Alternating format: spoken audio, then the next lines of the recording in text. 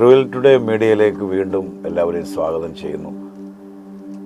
ശുശ്രൂഷകൾ അനുഗ്രഹമാണ് കേൾക്കുന്ന ദൈവത്തെ സ്തുതിക്കുന്നു. ഇന്ന് നമ്മൾ സങ്കീർത്തന ഭാഗം 1-ാം അധ്യായം ധ്യാനിക്കാൻ ആഗ്രഹിക്കുന്നു. ബ്രദർ ജാക്സൺ കൂടെ ഞങ്ങൾ ഒന്നിച്ച് അതിൻ്റെ ചില സംശയങ്ങൾ പലപ്പോഴും നമ്മളിങ്ങനെ ഇന്നത്തെ പല കാര്യങ്ങൾ കോട്ട് ചെയ്യുന്നുണ്ട്. അനുഗ്രഹങ്ങളെ ആറ്റിരിക നട്ടിരിക്കുന്നത് തക്ക കാലത്ത് ഫലം കായ്ക്കുന്നത്. അപ്പോൾ അതേക്കുറിച്ചൊരു വിശദീകരണമായിട്ട്. Okay Jackson, thank U.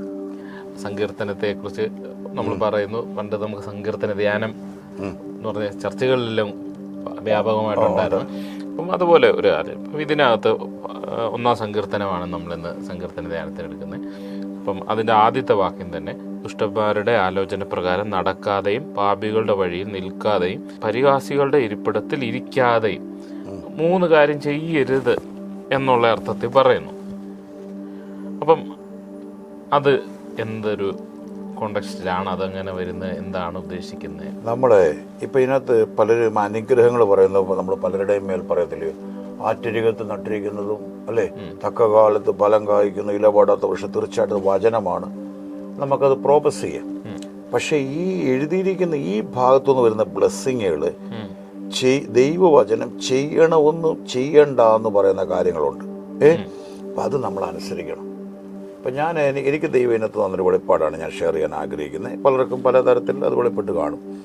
ഇതിനകത്തുനിന്ന് നമ്മൾ മനസ്സിലാക്കേണ്ട കാര്യം, ഒരു ഡോക്ടറുടെയൊക്കെ നമ്മൾ കൺസൾട്ട് ചെയ്താൽ അവർ നിർദ്ദേശിക്കുന്ന കാര്യങ്ങളുണ്ടല്ലേ, ആ ഡയഗ്നോസ് ചെയ്ത് അതിന് വേണ്ട ടാബ്ലറ്റ് തരുന്നു, ഇന്ന ക്രമീകരണങ്ങളുണ്ട് അത് കഴിക്കേണ്ടത്, അത് ആൻറ്റിബയോട്ടിക് അങ്ങനെ ചെയ്യുമ്പോഴല്ലേ അവർക്ക് യഥാർത്ഥമായിട്ടുള്ള സൗഖ്യം. അപ്പം വചനം അതുപോലെ തന്നെ കൃത്യമായ ലെവലിൽ നമ്മളിത് ഭക്ഷിച്ചാൽ നമുക്ക് വിടുതൽ. സദൃശ്യവാക്യം 4:20-21 എന്നെടുത്ത് സദൃശ്യവാക്യം 4:20-22 അവിടെ എഴുതിയിരിക്കുന്ന, മകനെ എൻ്റെ മൊഴികൾക്ക് ചെവി തരിക. അവിടെ ഉപദേശത്തിന് ചെവി ചായ്ക്കുന്നതിനെ കുറിച്ച്, അത് നമ്മുടെ വിഷയമല്ല, ഞാൻ ടച്ച് ചെയ്ത് പോവാം. ഹൃദയത്തിന് നടുവിൽ നിന്ന് പോകല്, ഇതിൻ്റെ വായിൽ നീങ്ങിപ്പോകല്. അപ്പോൾ ഈ വചനങ്ങൾ അന്നേരമാണ് പറയുന്നത് ഇത് ഹീലിംഗ് ആണ്, അല്ലാതെ കിട്ടുന്നവർക്ക് അത് വെളിപ്പാടാണ്. അതായത് വെളിപ്പെട്ട് കിട്ടും. വചനം എന്ന് പറഞ്ഞാൽ ഞാൻ ഇപ്പോഴും ഞാൻ പറഞ്ഞില്ലേ, ഒരു അടച്ചിട്ട മുറി പോലെ. വചനം പറയുന്നില്ലേ, ഇരുട്ടിലെ നിക്ഷേപങ്ങളെയും മറവിടങ്ങളെ ഗുപ്തനിധികളെയും ഇത് തുറന്നു കിട്ടണം. അപ്പം നമുക്കിതിലേക്ക് വരാം. ഒന്ന് പറഞ്ഞു, ദുഷ്ടന്മാരുടെ ആലോചന പ്രകാരം നടക്കരുത്, വോക്കിംഗ്. പാപികളുടെ വഴി നിൽക്കരുത്, സ്റ്റാൻഡ്, അതായത് നിൽക്കരുത്. പരിഹാസിയുടെ ഇരിപ്പിടത്തിൽ ഇരിക്കരുത്. ഇത് 3 കാര്യങ്ങൾ ജഡപ്രകാരം നമ്മൾ ചേരുന്ന മാത്രമല്ല, നമ്മുടെ മൈൻഡിൽ അവിടെ എല്ലാം പോകാം. പുതിയ നിയമത്തിൽ പറയുന്നില്ലയോ വ്യഭിചാരം ചെയ്യൽ, പഴയ നിയമത്തിൽ വ്യഭിചാരം ചെയ്യൽ. പക്ഷേ പുതിയ നിയമത്തിൽ മോഹത്തോടെ നോക്കിയാൽ. അപ്പം അങ്ങനെ, അതായത് 2 തലങ്ങളിവിടെ ഉണ്ട്. ഇവിടെ നമുക്കിങ്ങനെ തന്നെ ചിന്തിക്കാം, നമുക്ക് നടന്നാൽ നമ്മൾ നിൽക്കാനുള്ള ചാൻസ് ഉണ്ട്, നിന്നാൽ ഇരിക്കാൻ. ചിലപ്പോൾ നമ്മൾ കണ്ടില്ലയോ, കുറച്ചു നേരം ഒരാൾ നമ്മുടെ മുമ്പിൽ നിൽക്കുക എന്നുള്ള ഇരിക്കും അല്ലേ. അപ്പം നടന്നാൽ, അപ്പം ഇതാണ് പറയുന്നത് ഇവിടെ വ്യക്തമായിട്ട് പറയുന്നത്, ദുഷ്ടന്മാരുടെ according to the council of wicked എന്നാണ് പറയുന്നത് ഇംഗ്ലീഷിൽ. ദുഷ്ടന്മാരുടെ ആലോചന പ്രകാരം നടക്കും. ദുഷ്ടന്മാരെന്ന് പറഞ്ഞാൽ ആരാ? അത് നമ്മൾ ചിന്തിക്കണമല്ലോ. തൊട്ട് പോവാം. എന്താ ദുഷ്ടന്മാർ? ഈ ഭാഗത്തിൽ നമ്മൾ ചിന്തിക്കുന്ന ആരെങ്കിലും കത്തിക്കൊണ്ടിരിക്കുന്ന അല്ലേ, അങ്ങനൊന്നുമല്ല. ദുഷ്ടന്മാരെന്ന് പറഞ്ഞാൽ ശരിക്കും പറഞ്ഞാൽ പിശാചിൻ്റെ ആലോചനയെന്നാണ് ദുഷ്ടനെന്നല്ല അവനെ വിളിക്കുന്നത്. അപ്പം ഇതിനെ മനഃപൂർവ്വം എതിർക്കുന്നവർ, അല്ലെങ്കിൽ ഇതിനെ ഇഗ്നോർ ചെയ്യുന്നവർ, അല്ലെ കണ്ണ് തുറക്കാത്തവർ, ലോകപ്രകാരം ജീവിക്കുന്നവർ. ലോകപ്രകാരം ജീവിക്കുക എന്ന് പറയുമ്പോൾ സ്വയ ഇഷ്ടത്തിലും സ്വയ ഇച്ഛകളെന്ന് പറയുമ്പോഴും ഈവിൾ ഗൈഡൻസ് ആണല്ലോ ലോകത്തിൻ്റെ. അപ്പോൾ ദുഷ്ടന്മാരുടെ ആലോചന പ്രകാരം നടക്കാതെ പാപികളുടെ വഴിയിൽ നിൽക്കാതെയും പരിഹാസിയുടെ ഇരിപ്പിടത്തിലിരിക്കുക 3 കാര്യങ്ങൾ ചെയ്യരുത് വേദവസ്തം പറയും. അത് ഞാൻ പറഞ്ഞു, മൈൻഡ് കൊണ്ടും ആകാം, പ്രാവർത്തികമായി ഫിസിക്കൽ നമ്മുടെ ശരീരം കൊണ്ടും ആകാം. ഇത് ചെയ്യരുത്. പിന്നെ ന്യായപ്രമാണം എന്ന് പറയുമ്പോൾ നമ്മൾ പുതിയ നിയമത്തിൽ നമ്മൾ ന്യായപ്രമാണത്തിന് കീഴിലല്ല, ദൈവവചനമാണ് അവിടെ. അത് സന്തോഷിക്കണം. അപ്പോൾ ദൈവവചനത്തിൽ വേദസ്വരം അങ്ങനെ പറയുന്നില്ല, ദൈവവചനത്തിൽ ഞാൻ കണ്ടെത്തി, ഞാൻ ഭക്ഷിച്ചു, സന്തോഷിച്ചു, എനിക്കത് ആഹാരമാണ്. അപ്പം അതിനകത്ത് നമ്മൾ സന്തോഷിക്കുക. അപ്പോൾ പെട്ടെന്ന് ആ സന്തോഷം ലഭിക്കത്തില്ല. വചനത്തോടുള്ള ദാഹവും ഒരു താല്പര്യവും, എന്തോ അതിന് പറയുന്നത്, അപ്പക്കഷണം പോലെ നമ്മളതിനെ താല്പര്യപ്പെടുക, സന്തോഷിച്ച് അത് രാപകൾ ധ്യാനിക്കുന്നവൻ ഭാഗ്യവാൻ. എന്തോ രാപകൾ ധ്യാനം നമുക്ക് പറ്റുമോ ഇന്നത്തെ ലോകത്ത്? ഇപ്പം ഞാൻ തന്നെ പൂർണ്ണസമയ സുവിശേഷകന്, എനിക്ക് രാപകൽ പറ്റുമോ? എന്തോ എൻ്റെ കാര്യം എന്ന് പറയുമോ?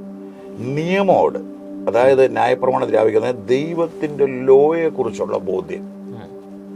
ഉദാഹരണം, ഞാൻ എവിടെ ചെന്നാലും ഞാൻ വീണ്ടും ജനിച്ചൊരു ദൈവവേദലാണ്, എൻ്റെ സിറ്റിസൺഷിപ്പ് സ്വർഗത്തിലാണ്, എനിക്ക് ലോകപ്രകാരം ജീവിക്കാൻ ഒക്കത്തില്ല, ലോകത്തിൻ്റെ മ്ലേച്ഛതയോ ചിന്തകളോ എൻ്റെ വാക്ക് എൻ്റെ ചിന്തകൾ എല്ലാം വ്യത്യസ്തമാണ്.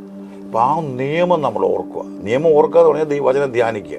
ആ വചനവുമായി ഇപ്പം ഞാൻ പറയത്തില്ലയോ, എനിക്കൊരു പാപത്തിലേക്ക് പോകുമ്പം എൻ്റെ കൈകളോട് വിലക്കുക, എൻ്റെ കണ്ണുകളെ വിലക്കുന്നു, എൻ്റെ ചിന്തകളെ.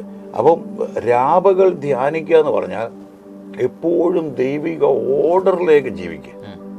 അപ്പം ഇപ്പോൾ ഓസ്ട്രേലിയ നമ്മൾ പോകുമ്പോൾ ഇവിടുത്തെ നിയമമാണോ, അമേരിക്ക ഇവിടുത്തെ നിയമമാണോ? അപ്പോൾ ഓരോ രാജ്യത്തിൻ്റെ കൾച്ചർ എന്ന് പറഞ്ഞാൽ ദൈവരാജ്യത്തിൻ്റെ കൾച്ചറിൽ നമ്മൾ ജീവിക്കണം. ദൈവരാജ്യത്തിൻ്റെ കൾച്ചർ അറിയാമല്ലോ. ഫലം കായ്ക്കുക. നമ്മൾ ഈ ലോകത്തിലാണ് ജീവിക്കുന്നതെങ്കിൽ പോലും നമുക്ക് ഈ ലോകത്തിൻ്റെ ആ സിസ്റ്റത്തിൽ നമുക്ക് ജീവിക്കാനൊക്കത്തില്ല. ധ്യാനിക്കുക. ഞാൻ എപ്പോഴും ഏത് കാര്യവും ദൈവവചനത്തിൻ്റെ അടിസ്ഥാനത്തിൽ ഒരു തീരുമാനങ്ങൾ എടുക്കുന്നത്, ചിന്തകൾ, വാക്കുകൾ, പ്രവൃത്തികൾ. മനസ്സിലായോ? ഇപ്പം ഞാനിപ്പം ഉദാഹരണം പറയാം, ഞാനൊരു ലോങ് ജേർണി ഞാൻ പോകും, യാത്ര.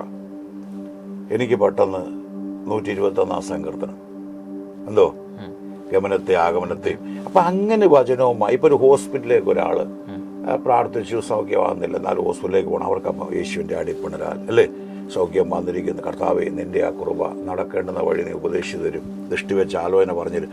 ഈ ധ്യാനിക്കുക എന്ന് പറഞ്ഞാൽ വചനവുമായി ഉള്ള ദൈവത്തിൻ്റെ ആലോചനയിൽ നമ്മൾ മൂവ് ചെയ്യും. ചില പറയത്തില്ലയോ, എനിക്ക് ആ ജോലിക്ക് പോകണോ, ഈ ജോലിക്ക് പോകണോ, ഞാൻ എന്ത് ചെയ്യണം, എൻ്റെ ഭാവി. അപ്പോൾ ദൈവസേവനം ഇരിക്കുമ്പോൾ ദൈവം അവരുടെ ഹൃദയത്തോട് ഇടപെടും. ചില ഞങ്ങളോട് വന്ന് ചോദിക്കും, പാസ്റ്ററെ 2-3 സ്ഥലത്തേക്കുള്ള ഓഫർ വന്നിട്ടുണ്ട്, അമേരിക്ക ഉണ്ട്, അല്ലെങ്കിൽ ഗൾഫ് ഉണ്ട്, അല്ലേ. അപ്പം ഞാനവരോട് പറയും ഏതാണെന്ന്. അവർ തന്നെ പറയും മറ്റേതാ എനിക്ക് ഒത്തിരി താല്പര്യം ഇരിക്കും. അപ്പോൾ അവർക്ക് ആ ദൈവസേനയിൽ സമയം ചെലവഴിക്കുമ്പോൾ അവർക്കൊരു താല്പര്യം വരും. അതാണ് ദൈവശബ്ദം. എന്നോട് എനിക്ക് അങ്ങോട്ട് പോകണമെന്നാണ്. നമ്മളിപ്പോൾ പറയുമോ ദുബൈ എന്ന് പറഞ്ഞാൽ അവർ പറയും ഇന്ന സ്ഥലത്ത് അല്ലെങ്കിൽ ഇന്ന കോഴ്സിന്, പക്ഷേ എനിക്ക് ഇതാവുന്നുള്ള താല്പര്യം. അത് ദൈവം കൊടുക്കുന്ന ഇതാണ്. അപ്പോൾ അതാണ് രാപകൾ ധ്യാനിക്കുന്നവൻ ആറ്റരികത്ത് അതിൻ്റെ റിസൾട്ടാണ്. തക്കാലത്ത് പല കായ്ക്കിൽ ഇവിടെ വൃക്ഷം പോലും അവൻ ചെയ്യുന്നതൊക്കെയും. നമ്മൾ പലപ്പോൾ പറയത്തില്ല, എൻ്റെ പാസ്റ്ററെ ഞാൻ എന്തോ തൊട്ടാലും തടസ്സം, എല്ലാം പ്രതികൂലം. അതിൻ്റെ അർത്ഥം അങ്ങനെ പറയുന്നത് തന്നെ ഈ ഒരു തലങ്ങളിൽ അവർ പോകുന്നുണ്ട്. കാണല്ലോ, നോക്കുമ്പോൾ പേരിന് വേർപെട്ടു വിശ്വാസിയ, പക്ഷേ ജഡീകരായിട്ട് ജീവിക്കുകയാണ്. ഈ തത്വം കറക്റ്റ് നമ്മൾ നിന്നാൽ നാം ചെയ്യുന്നതെല്ലാം water we do shall become prosper, അത് നടന്നിരിക്കും. അപ്പോൾ പിന്നെ പറയുകയാണ് ദുഷ്ടന്മാരങ്ങനെയല്ല. ശരി പറയത്തില്ല, വിശ്വാസമൊക്കെ വന്നു നിങ്ങൾ മദ്യപാനമൊക്കെ നിർത്തിയെന്നറിയാം, വേണ്ട, ചുമ്മാ ഒരു കമ്പനിക്ക് ഇരുന്നാൽ മതി, നിങ്ങൾ കുടിക്കണ്ടാന്നേ. അപ്പോൾ അത് അവന് നിൽക്കാനും ഇരിക്കാനും അപ്പം നമ്മൾ കീപ്പ് ചെയ്യേണ്ട കാര്യം. അപ്പോൾ പറയും യേശു ചുങ്കക്കാരുടെയും പാവികളുടെയും. കർത്താവ് അവിടെ ചെല്ലുമ്പോൾ കാന്തം പോലെ. കർത്താവ് അവന്മാരുടെ ചേരുവല്ല. വചനമുണ്ടല്ലോ, നീ അവരുടെ പക്ഷമല്ല, അവർ നിൻ്റെ കർത്താവിൻ്റെ കൂടെ അവന്മാരിങ്ങി പോരുമോ. അപ്പോൾ കൃപയില്ലാത്തവരങ്ങോട്ട് പോകല്ലേ. അപ്പോൾ മദ്യപാനത്തിൽ നിന്ന് സാക്ഷിച്ച് രക്ഷപ്പെട്ട് വലിയ കുഴപ്പമില്ല കൃപയിൽ നിൽക്കുന്നവൻ വീണ്ടും അങ്ങനൊരു അവരുമായിട്ടൊരു ബന്ധപ്പെട്ടൊരു കാര്യത്തിലേക്ക് അവന് കൃപയില്ലെങ്കിൽ അവന് വീണ്ടും പുറമോട്ട് വലിയാൻ ചാൻസ് ഉണ്ട്. നമ്മൾ പലരും ചിന്തിക്കും, നമുക്കറിയാം, പ്രത്യേകിച്ച് ക്രിസ്ത്യൻ വിശ്വാസികൾ, ഇത്തരം നാമതേ ക്രിസ്ത്യാനികളെല്ലാം ഞങ്ങൾ പാപി എന്നല്ലേ പറയുന്നത്. അവർ പറയുന്നത് യേശു എന്തിനാ വന്നത്, ഞങ്ങളുടെ പാപത്തിനാണ്, ഞങ്ങളുടെ പാപം ഒരു കേട്ടത്. പക്ഷെ അവർ പറയുന്നത് എന്തോ പാപി. അപ്പം പാപി യേശുവിൻ്റെ ക്രൂശുമരണത്തെ നമ്മൾ നിഷേധിക്കുമോ? ദാവീദ് എന്താ പറയുന്നത്? കുഴഞ്ഞ ചേറ്റിൽ നിന്നും നാശകരമായ കുഴിയിൽ നിന്നും വിടുവിച്ചു. ഒരിക്കൽ ഞാൻ once I was a sinner, ഞാൻ ഒരിക്കൽ പാപിയായിരുന്നു. Now I am a believer, I am a righteous man because he cleanse me by his precious blood. അതായത് അവൻ്റെ രക്തത്താൽ എന്നെ കഴുകി. അപ്പോൾ പാപിയായിരുന്നു നമ്മൾ. പൗലോസ് പറഞ്ഞില്ല പാപികളിൽ ഞാൻ ഒന്നാമൻ, പക്ഷെ ദൈവം നീതീകരിച്ചു. അപ്പം പാപികൾ ഇവിടെ നിൽക്കത്തില്ല, നീതിമാന്മാരുടെ. ഞാൻ ചോദിച്ചോട്ടെ, ഉൽപ്പത്തി മുതൽ വെളിപ്പാട് വരെ, പ്രത്യേകിച്ച് സകൃത പുസ്തകങ്ങളും സദൃശവാക്യത്തിലെല്ലാം പറയുന്നുണ്ട് നീതിമാന്റെ സന്തതി അനുഗ്രഹിക്കപ്പെടും, നീതിമാന്റെ തല ശിരസിന്മേൽ അനുഗ്രഹം, നീതിമാന്റെ ഓർമ്മ അനുഗ്രഹിക്കപ്പെടും. അപ്പം പല മതങ്ങളും നീതിമാന്മാർ പ്രത്യേക ചില കാറ്റഗറി അല്ല. ഏകൻ്റെ അനുസരണക്കേടിനാൽ റോമർ 5:17 ഭാഗങ്ങളിൽ അനവധി പേര് പാപികളായി തീർന്ന പോലെ ഏകൻ്റെ അനുസരണത്താൽ അനവധി പേര് നീതിമാന്മാരായിത്തീരും. അപ്പോൾ യേശുവിൻ്റെ രക്തത്താലുള്ള നീതി, ആ നീതിമാന്മാരുടെ സഭയാണ് പുതിയ നിയമസഭ. ചുമ്മാ കൂടുവല്ല, കുറവുകൂടെ അവർക്ക് കാണാം. പക്ഷേ യേശുവിൻ്റെ രക്തത്താൽ വീണ്ടെടുക്കപ്പെട്ടവരെല്ലാം, എനിക്ക് ഒരു കാലത്തൊരു സംശയം ഉണ്ടായിരുന്നു, ദൈവമേ വിശ്വാസികളെന്ന് പറഞ്ഞു ബിലീവേഴ്സ്, പക്ഷേ അവർക്ക് വലിയ വിശ്വാസമില്ലല്ലോ. കർത്താവിനോട് പറഞ്ഞു അവരുടെ ദൈനംദിന ജീവിതത്തെ വിശ്വാസമല്ല, യേശുവിലൊരു വിശ്വസിച്ചുകൊണ്ടാണ് വിശ്വാസികളൊരു കൂട്ടമെന്ന് പറയുന്നത്. മനസ്സിലായി? അപ്പോൾ ആ വിശ്വാസികളുടെ കൂട്ടമെല്ലാം കൂടെ കൂടുന്നതിനെയാണ് നീതിമാന്മാരുടെ നീതിമാന്മാരുടെ സഭയിൽ ആരും നിൽക്കത്തില്ല, പാപികൾ നിവർന്ന് നിൽക്കത്തില്ല. അപ്പം പാപികളുടെ സഭയുണ്ട്, നീതിമാന്മാരുടെ സഭയുണ്ട്. അപ്പം പാപികളുടെ കൂട്ടത്തിൽ യേശുവിൻ്റെ രക്തത്താൽ വീണ്ടെടുക്കപ്പെട്ടവരുടെ സഭയാണ്. വേണം ഇങ്ങനെ പറയാം, കർത്താവിനെ ചേർക്കാൻ വരുന്ന കറാ ചുളുക്കം മാലിന്യം വാട്ടമില്ലാത്ത സഭയെ ചേർക്കാൻ വരുന്ന നീതിമാന്മാരുടെ സഭ. യഹോവ നീതിമാന്മാരുടെ വഴി അറിയുന്നു, ദുഷ്ടന്മാരുടെ വഴിയോ. അപ്പോൾ ദൈവം എന്തോ അതാ പറഞ്ഞ he already set his eyes on us and his ears are open for our prayer. അവൻ്റെ കണ്ണ് നീതിമാന്മാരുടെ മേലും ചെവി പ്രാർത്ഥനയ്ക്കും തുറന്നിരിക്കുന്നു. അപ്പോൾ യഹോവ എന്ത് ചെയ്യുന്നു? നീതിമാന്മാരുടെ വഴി അറിയുന്നു. പാപികളുടെ വഴി എന്തോ, ദുഷ്ടന്മാരുടെ വഴി എന്തോ, നാശകരമാണ്. അപ്പോൾ നമ്മളിതകത്ത് ഈ സങ്കീർത്തനത്തിൽ നിന്ന് 1-ാം സങ്കീർത്തനം പഠിക്കുമ്പോൾ വ്യക്തമായിട്ട് മനസ്സിലാക്കേണ്ടത് ഇതിനൊരു അനുസരിക്കേണ്ട കാര്യങ്ങളുണ്ട്. എന്തോ അനുസരിക്കേണ്ടത്? ദുഷ്ടന്മാരുടെ ആലോചനപ്രകാരം നടക്കല്ലേ, നിൽക്കരുത്, ഇരിക്കരുത്, അല്ലേ? അപ്പോൾ അത് ശരീരം കൊണ്ടും ആകാം, മനസ്സുകൊണ്ടും ആകാം. അപ്പം അങ്ങനെ വരുമ്പോൾ നമ്മൾ ഈ ലോകത്തിൽ ജീവിക്കുന്ന കുറവുകൾ വരും. പക്ഷെ അപ്പോൾ നമ്മൾ യേശുവിൻ്റെ രക്തത്താലുള്ള കഴിവുകൾ പ്രാപിച്ചോണം. കാരണം നമുക്കൊരു നീതിമാൻ, ഒരു അഡ്വക്കേറ്റ് ഉണ്ട്, ദൈവസന്നിധിയിലുണ്ട്. യോഹന്നാൻ പറയുന്നു, മക്കളെ നിങ്ങൾ കുഞ്ഞുങ്ങളെ പാപം ചെയ്യല്ലേ, ചെയ്തു പോയാലോ, മനഃപൂർവ്വമല്ല. അപ്പോൾ രക്തത്താൽ ഈ ഒരു തല നമ്മൾ കീപ്പ് ചെയ്തിട്ട് വചനത്തിൽ സന്തോഷിക്കുകയും രാപകൽ കിട്ടുന്ന സമയങ്ങൾ ധ്യാനിക്കുകയും എപ്പോഴും ഒരു ബോധ്യം, ഞാനൊരു ദൈവ പൈതലാണ്, ഞാൻ വീണ്ടെടുക്കപ്പെട്ടു, ഞാൻ പുതിയ സൃഷ്ടിയാണ്, എൻ്റെ ശരീരം പരിശുദ്ധാത്മ മന്ദിരമാണ്, സ്വർഗോന്നതങ്ങളിൽ വസിക്കുന്ന ദൈവം എൻ്റെ ഉള്ളിൽ വസിക്കുന്നു. അപ്പം ഇങ്ങനെയുള്ള ബോധ്യത്തോടുള്ള ധ്യാനമാണ് രാപകൽ ധ്യാനിക്കുന്നത്. അവൻ ചെയ്യുന്നതെല്ലാം സാധിക്കുമെന്ന് തന്നെ പറഞ്ഞു. നമ്മൾ ചെയ്യുന്നതെല്ലാം സാധിക്കും. അതിൽ നിന്റെ കൈകളുടെ അധ്വാന ഫലം നീ തിന്നും, നിന്റെ ഭാര്യ വീട്ടിൽ ഫലപ്രദമായി മതില്ല. അപ്പം നമുക്ക് അതാണ് അനുഗ്രഹം. പിന്നെ പറയാണ് ദുഷ്ടന്മാരുടെ പറഞ്ഞ കാറ്റ് പാറ്റുന്ന അവന് നിലനിൽപ്പില്ല. ദൈവമില്ലാത്തവനെല്ലാം നമുക്ക് പല തലമുറകളും നമുക്ക് കാണാൻ കഴിയുമല്ലോ. പിന്നീട് നോക്കുമ്പോൾ അത് ദുഷ്ടനെ കണ്ടപ്പോൾ പച്ചില വൃക്ഷം പോലെ നിരുന്നു. പിന്നെ അതിൽ ചെന്നപ്പോൾ അവനെ കണ്ടില്ല.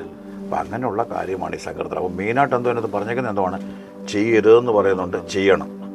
ഏതെങ്കിലും തോട്ടത്തിൽ സംഭവിച്ചോ എന്തോ, ചെയ്യരുതെന്ന് പറഞ്ഞത് അവർ ചെയ്തു, ചെയ്യണമെന്ന് പറഞ്ഞാൽ ചെയ്തില്ല.